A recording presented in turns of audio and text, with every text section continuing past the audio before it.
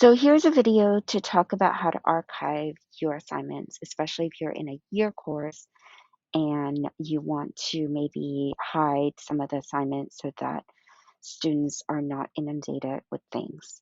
Okay, so you're going to go to the first method I'm going to talk about. It's not really a method, it's just, well, the first version is if you're not using modules.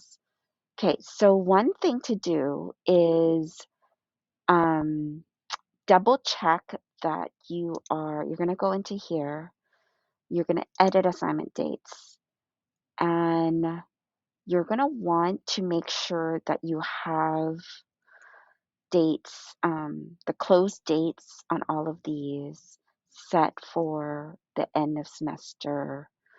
Either, so here I have the end of semester or quarter one, but you can see how all of these are closed.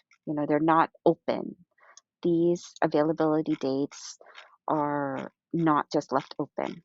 So that's one method of doing it. So it kind of depends on whether or not you have lots of assignments to deal with.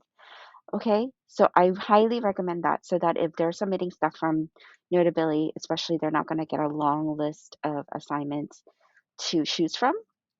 Okay, and that will prevent students from submitting assignments um, that are overdue that you don't want to see anymore, and then putting it into the wrong assignment block and things like that. So that will solve a lot of things. Okay, I'm gonna get out of here. The other method is to actually rename this as semester one and start a new group called semester two, right? But the caveat with that is, so let me do that. I'm not sure why my internet is being slow. So you can add in a new group and call it semester two homework, right? What you could do there you would put it in this category.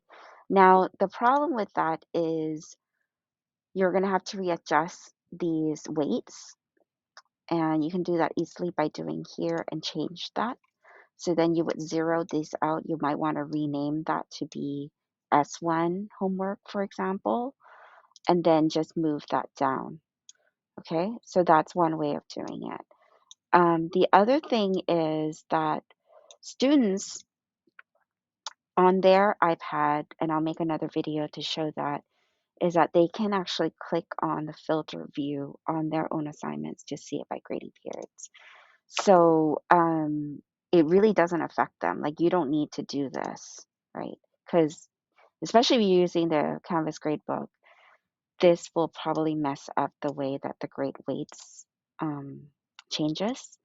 Okay, so I don't recommend that. The best practice method that I would recommend is to actually use modules. Okay, so if you didn't use modules already, it's going to take some time to set it up.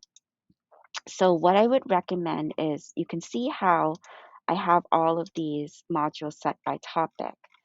And if I decide, okay, so I basically move all of these things down when we're done with them. I can choose, so all of these topics, you can just move them in. And it's not as if you have to create new assignments. It's going to pull from the choices that you have. So if you already have assignments listed in there, you can go in and then click on one and then shift key, and then you can just select all of them and do a whole bulk at once. And then what happens is, once you have it grouped, you can unclick this to unpublish. And so on the student view, so I'm going to do a couple of these. So you can see I'm unpublishing 1, 2, and 2, the two different twos. So if I go to the student view, then they're not going to see that. It's going to be hidden from them. So you can see that this is semester 1, unit 6, which are going to start next quarter. You can see that unit 1 and 2 are gone, but I can see unit 3 and 4. So that's an easy way to just archive stuff. So I highly recommend using the module. Okay, reach out to me if you have other questions.